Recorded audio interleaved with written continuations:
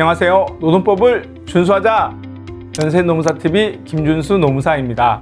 오늘은 일용직 근로자의 4대 보험에 대해 이야기해 보려고 합니다. 상용 근로자의 경우 입사 시 4대 보험을 가입하고 퇴사 시 상실 처리하면 되기 때문에 4대 보험 관리에 어려움이 없지만 일용직의 경우에는 상용 근로자에 비해 복잡한 내용들이 많습니다. 일용직 근로자와 상용 근로자의 4대 보험 어떻게 다른지 어떻게 관리해야 하는지 알아보도록 하시죠. 자, 그럼 시작해 보겠습니다. 일반적으로 일용직 근로자라 함은 일일 단위의 근로계약기간을 정하고 고용된 근로자라고 말할 수 있겠습니다. 법률상으로는 개별법마다 다르게 규정을 하고 있습니다. 소득세법에서는 동일한 사업주에게 3개월 미만, 건설업의 경우에는 1년 미만 고용된 근로자라고 정의하고 있습니다.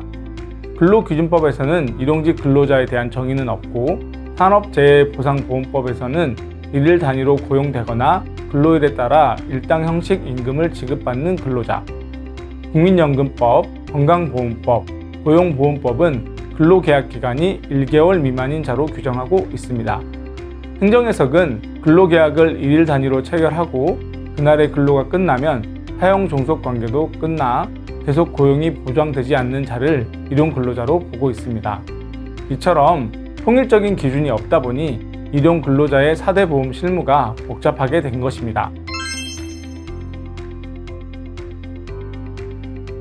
네, 맞습니다. 근로자라면 4대 보험 가입 의무가 있기 때문에 일용직 근로자도 당연히 가입 의무가 있습니다. 다만 각 보험마다 가입 기준이 존재하기 때문에 가입 기준에 해당하지 않으면 이를 가입하지 않아도 됩니다. 산재보험은 모든 일용 근로자가 가입 대상이며 업종마다 0.7%에서 18.6% 사이로 보험료율이 다릅니다. 사업주는 고용안정, 직업능력 개발 사업에 0.25%를 추가로 부담합니다. 보완직능의 경우 사업장의 크기별로 다릅니다.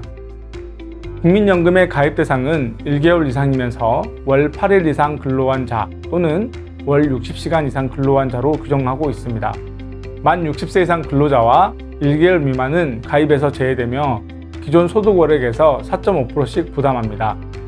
건강보험과 장기요양보험도 국민연금과 마찬가지로 1개월 이상이면서 월 8일 이상 근로한 자 또는 월 60시간 이상 근로한 자로 동일하게 규정하고 있습니다.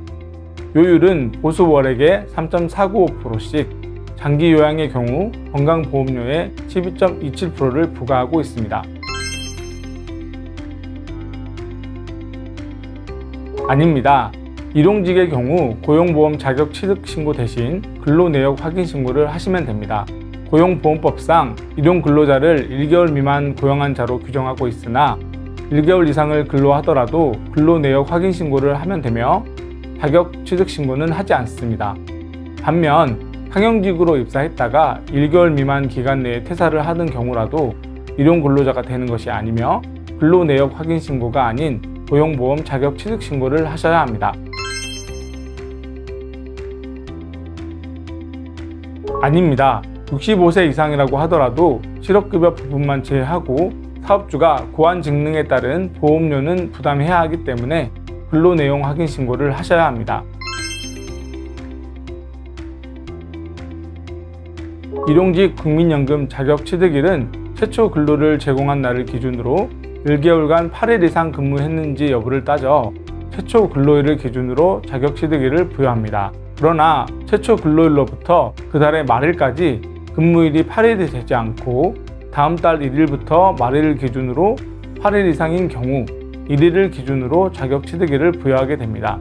예를 들어 2022년 8월 15일 최초 근로일로부터 2022년 9월 14일까지 8일 이상 근무 시 2022년 8월 15일이 자격 취득일이 되며 2022년 8월 15일부터 31일까지 8일 미만 근로를 하고 9월 1일부터 9월 30일까지 8일 이상 근무를 하는 경우 9월 1일이 자격 취득일이 되는 것입니다. 즉 국민연금관리공단은 최초 근로일로부터 1개월, 원력상 1개월을 동시에 고려하여 자격 취득일을 판단하는 것입니다.